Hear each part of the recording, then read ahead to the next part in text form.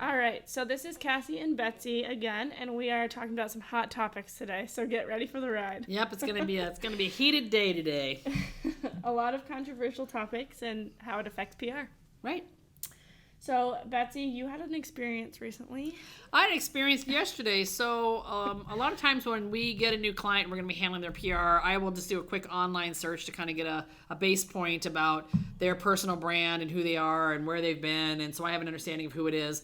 And this new particular client showed up on a website called MyLife.com, which when I pulled it up did not make this person look like too great of a person. It said there was criminal records, arrest records, low reputation score. And I thought, what the heck? What's happening here? So then I decided to enter my own name because I'd never heard of this website before, certainly not something I had signed up for. The exact same things were said about me. So I actually pulled my report, and it said that I had been arrested twice in the last 5 years, which I've never even been to traffic court. And it had me related to a bunch of people that I'm not related to.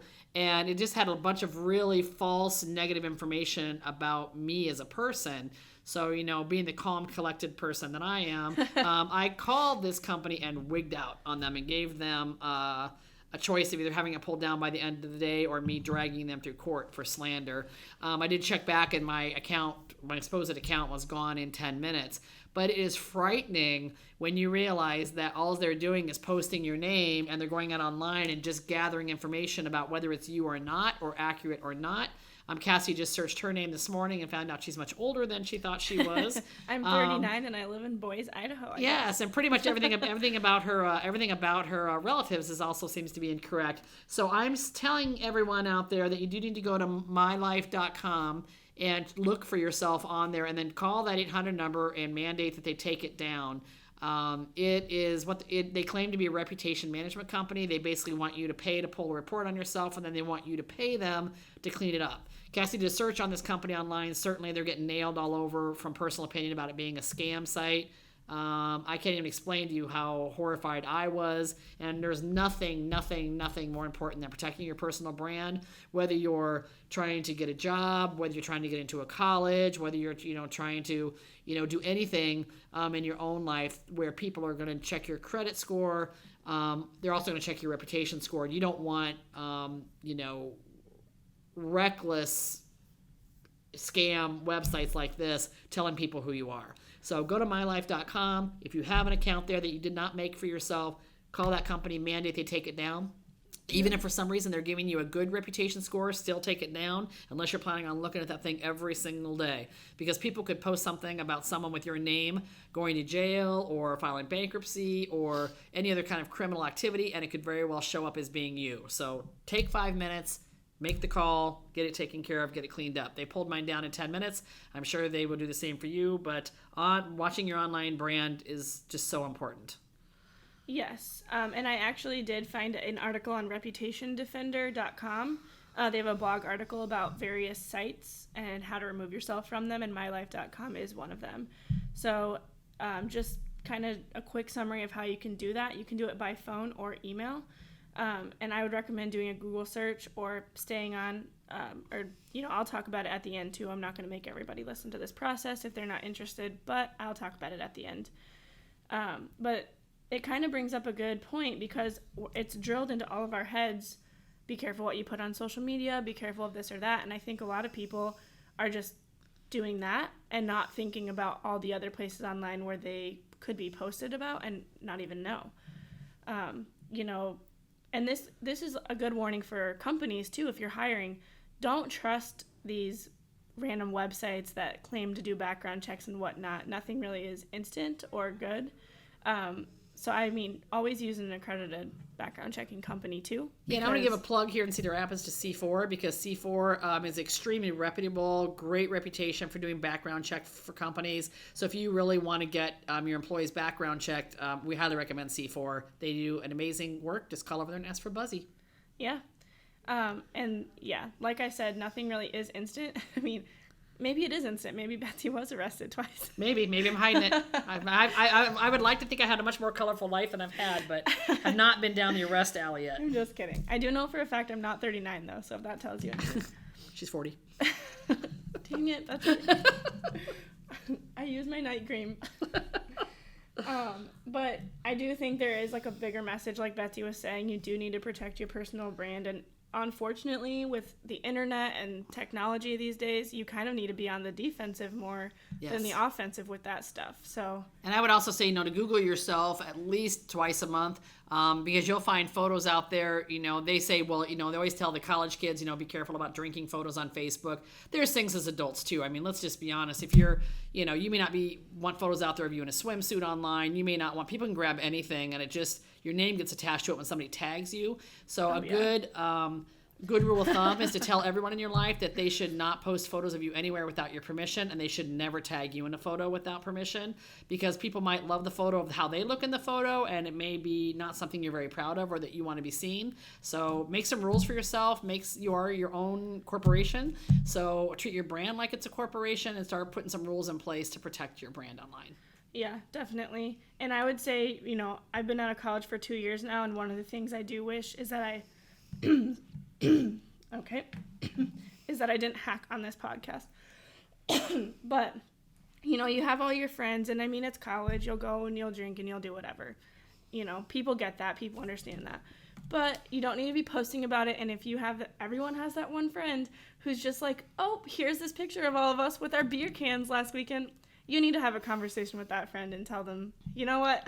Don't post that. Yeah. Don't tag me. At least don't tag me. If you like it so much, print it off and put it in your room. Yeah. Do people do that anymore? I don't know. But I said it is a big deal, and it's getting worse. And, identity theft is just, a small piece of this pie. But there's also, a brand theft, which is people showing you in a light that isn't true and isn't real. And nobody can really do anything about it but you. So, make the time and get it done. Yep, definitely. So with that being said, we're going to move into kind of how some corporations should be protecting their brand and their reputation on a corporate level. So we have two situations to talk about, but we're going to start with Starbucks. Yeah, poor Starbucks.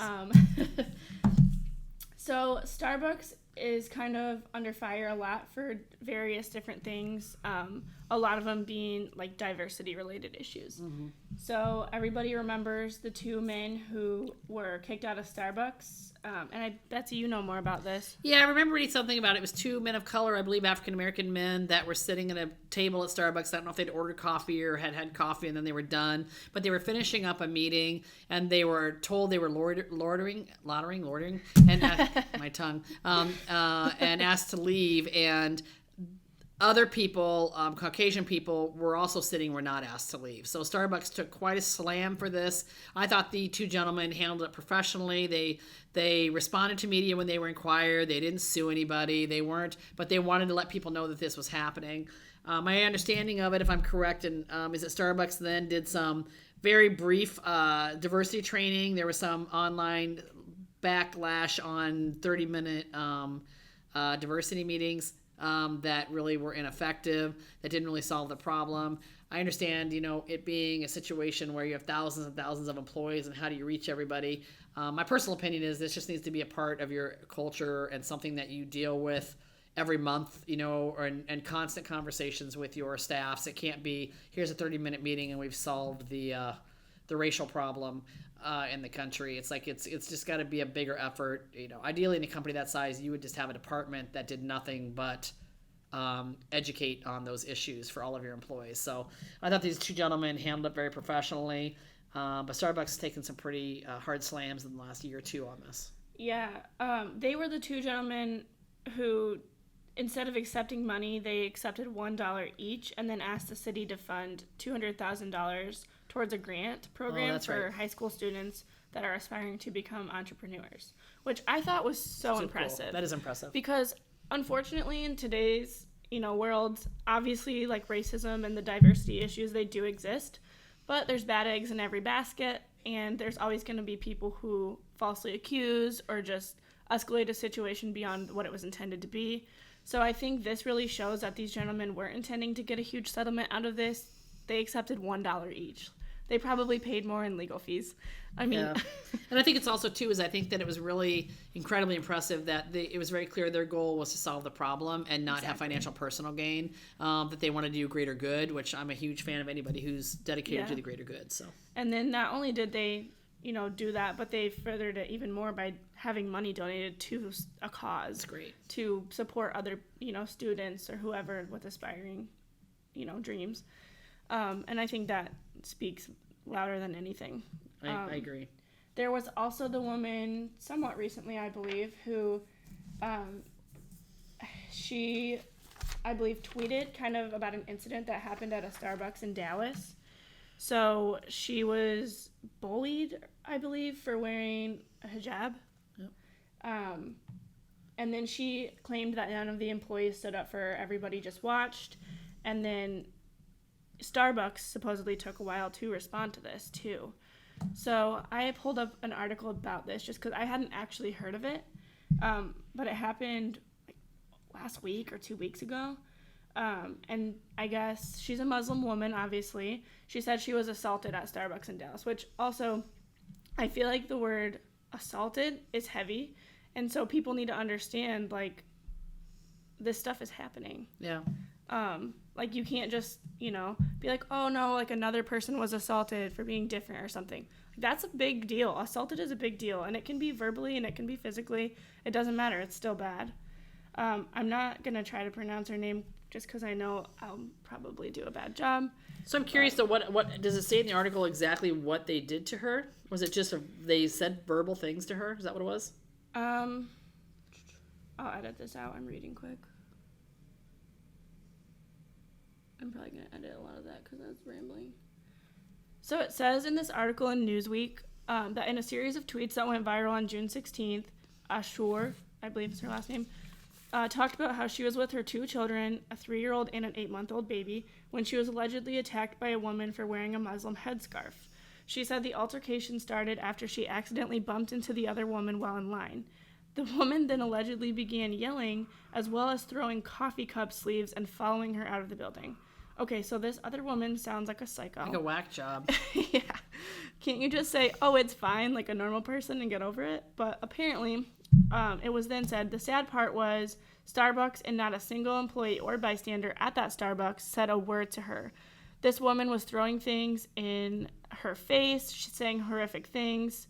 And she claimed, had the roles been reversed, she guarantees that reactions would have differed. I agree with that. And I agree with that, too. And I don't get that because I've always been, the kind of person who, if you see somebody getting just treated poorly in public, even if it's a server at a restaurant being belittled by their table or something, speak up and say something, or at least let that person know, hey, you're not in the wrong here.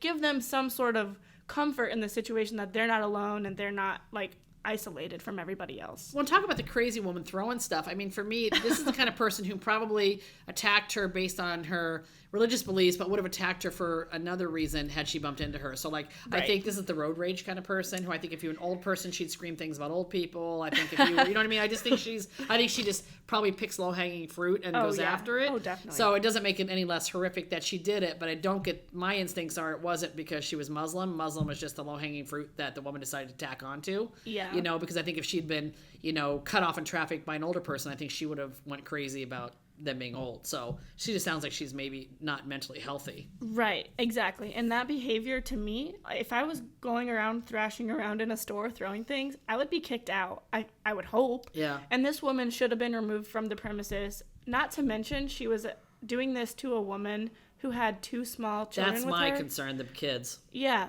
first of all, an 8-month-old baby, whether she's carrying her in her arms or carrying a carrier or pushing a stroller, that really limits this woman on what she can or can't do to get away. I mean, she has these other kids to worry about. Yeah. So it's just disgusting that this lady was doing that. In today's world with so many security cameras and so many security guards and people are everywhere posted for things, is that no one saw this. And, and my number one thing is, as I will go off on a tantrum about this, is a lack of management presence. It's when these kind of things happen, where's the manager? Where's the manager of the Starbucks? If the Starbucks was inside of a store, where's that manager? Where's the surveillance manager? Where are these people? If you go through a line, and it's a small thing, but I go through McDonald's to get a cup of coffee and I'm 30 cars back and the lines are not moving, in my head, this does not shine me into good light, so maybe that MyLife thing is true. But you wonder where the manager is. I have literally been in line 30 cars back and it doesn't move, and I have literally called into the McDonald's and just said, can somebody come out and see what's going on in a drive-thru? And it takes them 10 minutes to get a manager on the phone. I mean, just management just doesn't have a presence anymore. They're typically off sitting in an office somewhere. Yeah, I would agree with that. Working in the restaurant industry too, to revert back to that, I've had really good managers who are out on the floor helping bus tables, do what needs to be done. But there always is those people that are walking around not really good for anything. Might put salad dressing next to a salad. Like, it's hard to say. Yeah. But I would agree with you. So my next question would be, like, where was the footage? I mean, Starbucks is a huge corporation. They have cameras in their facilities. Why couldn't they pull the tapes on this and see what was happening? And, like, okay, so the reason I'm saying that is because I read ahead a little bit. I guess a spokesperson for Starbucks had said they had multiple conversations with this woman about the alleged incident, and they could not confirm the claims in terms of specifics, are in quotes. And so they go on to say, like, obviously this type of behavior is not acceptable in our stores, nor is it welcome. When our partners or employees see something, they should move quickly to address it. I guess in today's world of guns and all that, it's just like, I understand employees. It's almost too bad that there's not like panic buttons under counters or something that would bring a security guard forward or something. Because, today it's like not back 20 years ago when you might get a black eye. Today you could get shot. So, I mean, it's just, it's a difficult world to maneuver, but, huge, sadness toward the woman that this happened to, and that it was allowed to happen, and that it continues to happen. And it's just a problem that as a country, we're just having a hard time solving. Yeah, and I would say from like a PR standpoint, regardless of whether this exact situation is true or not, because like I said, unfortunately, there are people who fabricate things and use like the diversity advantage or something. I don't feel like this woman is doing that.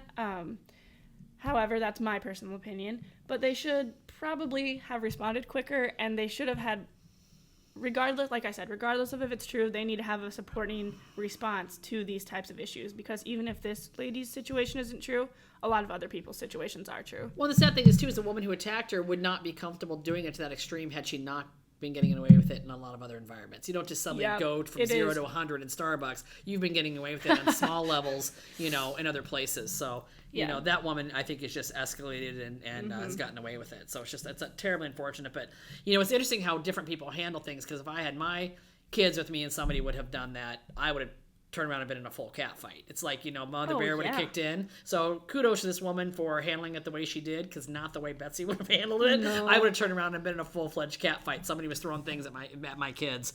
So definitely. I'll give this woman kudos for at least keeping her cool with something that I would not have done. So honestly, less than my kids. If it was a dog friendly environment and someone was doing that, I'd be like, watch out for my dog. I know.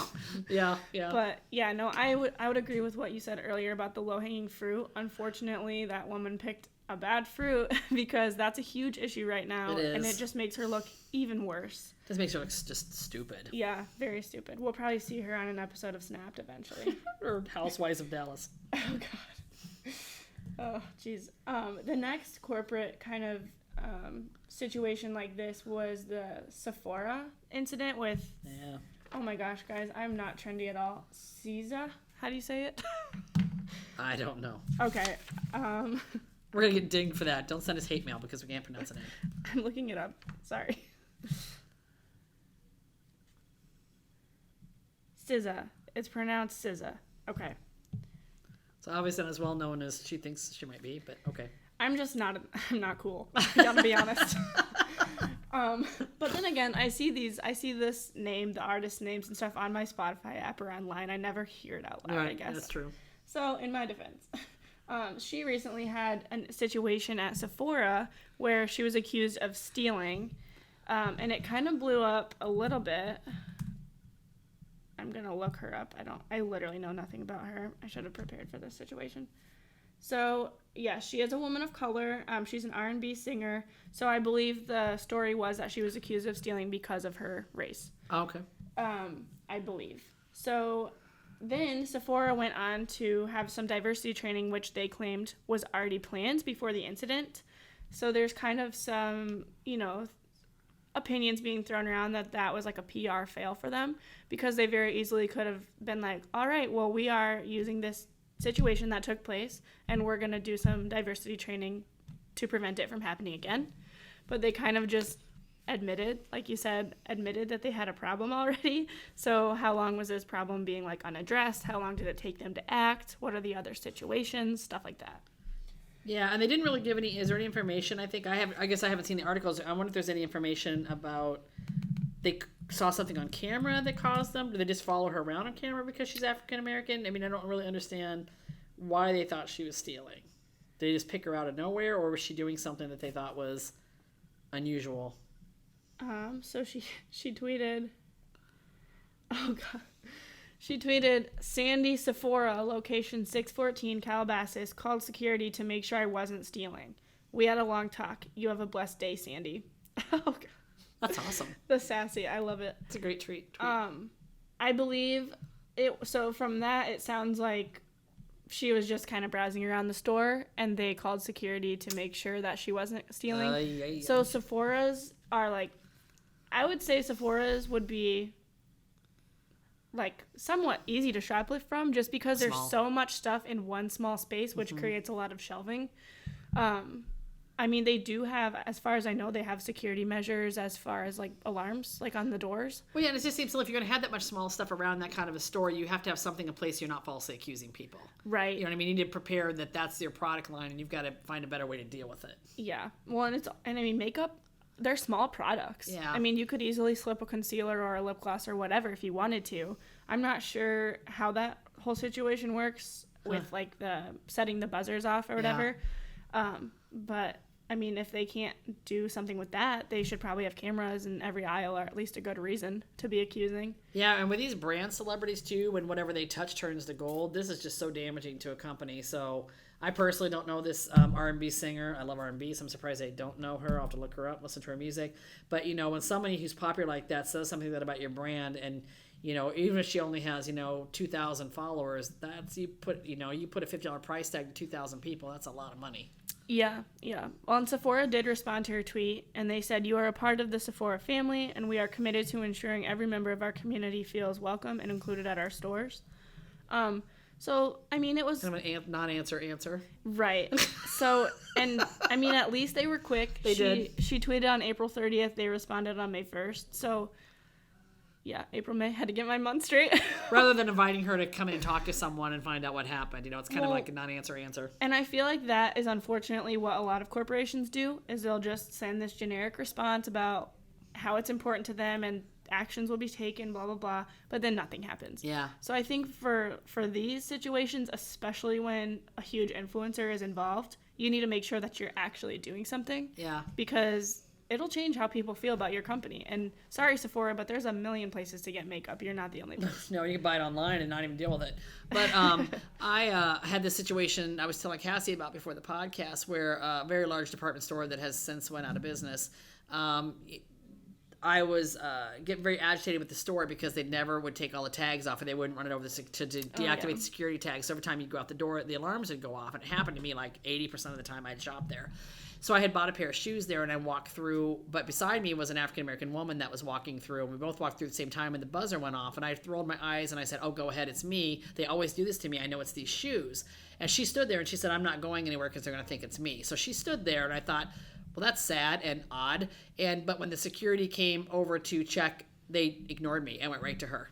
Wow. They went right to her, and I was so upset, and I swung my bag through the scanner to make them turn around to realize it was me, and I just felt so bad for her. She handled it really well. She just rolled her eyes and walked out, but I can't imagine that being my everyday life. Yeah. I cannot imagine knowing that I was going to be the one who was guilty because of the color of my skin, and I just felt such sadness over that, and I just never really patronize that store, in the future, because it was just so disturbing. Mm-hmm. And I said something to the security guard about, why would you think it was the African, I said, why did you think it was her instead of me? And he started to answer me, and then he caught himself and he didn't respond. So I said it was a really sad moment for me, and a smack in the face about how people of color live their everyday life. Yeah. Well, just the whole concept of privilege too, it is everyday life. I mean, if that happened to me, like it happened to you, if it happened to me, I just wait for someone to come and take my tag off because I know there's just a tag. Yeah. But then there's probably people who will be racially profiled. Hauled into an office and grilled. Exactly. Mm-hmm. Yeah. And they're probably scared, like, oh crap, like there's still a thing on here. What's going to happen to me? Will I be arrested? So Yeah, it never occurred to me that I would be arrested. It just never occurred to me. yeah, I had a receipt. That's part of it. But I mean, it has never occurred to me that always they, have your receipts. It wouldn't have occurred to me they wouldn't have asked me for receipt. But even when I put the bag through and it went off, they didn't ask to see the receipt. They didn't ask to see what was in the bag. They just told me to go ahead and go. But they were going to stop her and basically frisk her and do something. But with me, when I showed him it was my bag, he's like, "Oh, go ahead and go." He didn't even question if I had a receipt. So it's just really sad.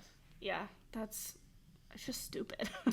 Yeah. I guess I read a little further, and SZA didn't explicitly say that she had been racially profiled, but a lot of Twitter users who saw her tweet kind of came to that conclusion for her, and I feel like it's an easy conclusion to come for. Or talking isn't easy, though. It's an easy conclusion to come to.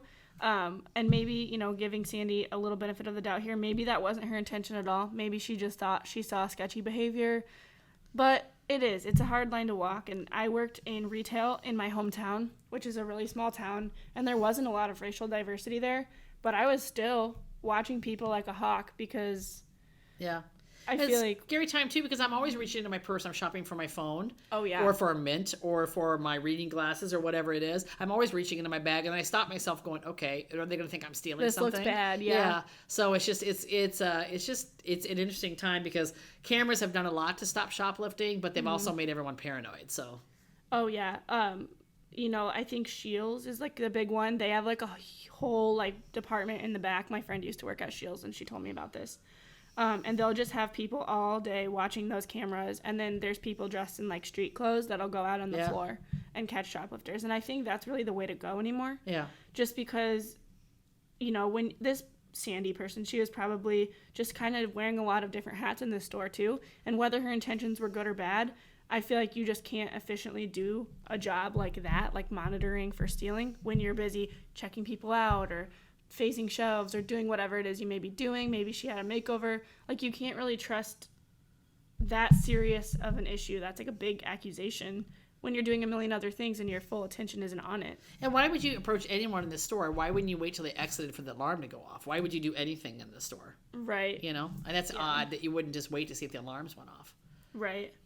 And I know it is a hard line to walk because there is, like I said, bad eggs in every basket. There is. So you need there's people of color, there's white people, there's all people of different religions that maybe have stealed or maybe have bad intentions. And I do think you do need to be aware of these things, but don't be so quick to jump the gun on it. No, everyone just needs to be treated the same. If you're going to frisk one person, get them all. Have good reason. Yeah, have good reason. If you see someone slip a concealer in their bag or a lipstick or whatever it may be, all right, then approach that person or call security, but... So today's findings are to look out for your personal brand online, make sure that people aren't putting things out there you don't want, and frankly, at the end of the day, don't be a bigot. To sum it up. Exactly. And don't forget, if you guys have any marketing questions or concepts you want to talk about, email me at Kassie, Kassie, @plaidswan.com, and we can talk about those on the next episode. And then please rate, review, and subscribe on whatever platform that you're listening on today. And also, if you find any news stories out there that you want us to research and talk about, we're happy to do that. Yep. All right. Thank you, guys. Have a great one. That was fun.